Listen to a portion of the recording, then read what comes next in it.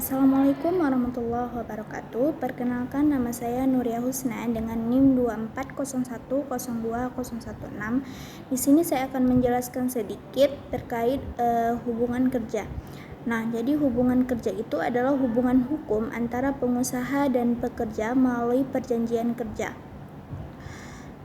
Ada beberapa unsur di dalam hubungan kerja ini. Yang pertama, adanya pekerjaan, adanya gaji ataupun upah, dan adanya perintah di bawah naungan si pengusaha.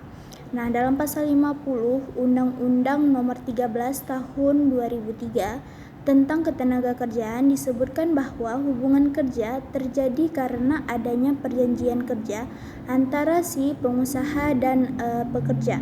Nah, perjanjian kerja ini dapat dimuat secara lisan ataupun secara tertulis. Nah, dalam pasal 51 ayat 1 Undang-Undang Ketenagakerjaan, di sini disebutkan bahwa perjanjian kerja dapat dibuat secara lisan. Nah, syarat sahnya perjanjian kerja mengacu pada syarat sahnya perjanjian pada hukum perdata pada umumnya. Yang pertama itu adanya kesepakatan antara kedua belah pihak.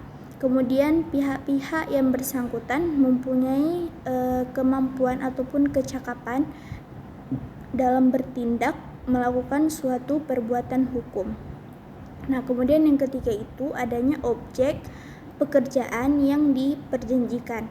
Yang terakhir itu, pekerjaan yang diperjanjikan tersebut tidak boleh bertentangan dengan ketertiban umum, kesusilaan, dan peraturan perundang-undangan. Nah, apabila perjanjian kerja yang dibuat oleh pihak yang bersangkutan tidak memenuhi dua syarat awal perjanjian kerja tersebut, maka perjanjian kerja tersebut dapat dibatalkan secara hukum. Nah, kemudian perjanjian kerja itu dapat berakhir karena yang pertama itu karena pekerja ataupun buruhnya meninggal dunia, kemudian berakhirnya masa atau jangka waktu yang telah ditentukan dalam perjanjian kerja tersebut. Kemudian yang ketiga, adanya putusan pengadilan ataupun putusan penetapan lembaga PPHI yang ingkrah. Dan yang terakhir itu adanya keadaan ataupun kejadian tertentu yang telah tercantum dalam lembaga PPHI, PP ataupun PKB yang menyebutkan berakhirnya hubungan kerja tersebut. Nah, kalau tadi hubungan kerja itu dapat berakhir, sekarang perjanjian kerja itu tidak bisa berakhir dikarenakan dua unsur. Yang pertama itu meninggalnya si pengusaha tersebut.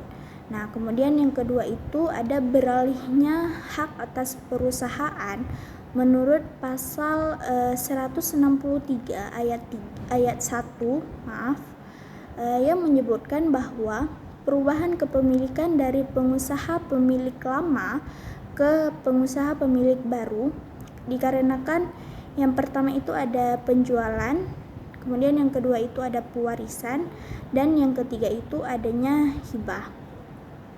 Nah, dengan demikian maka dapat disimpulkan bahwa dalam perjanjian kerja setidak-tidaknya mengandung 4 unsur. Yang pertama itu ada unsur pekerjaan, adanya unsur upah, adanya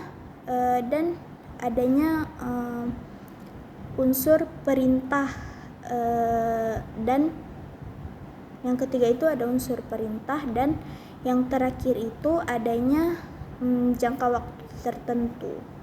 Oke, sekian dari saya. Lebih dan kurang saya minta maaf. Wabillahi taufik wal hidayah. Wassalamualaikum warahmatullahi wabarakatuh.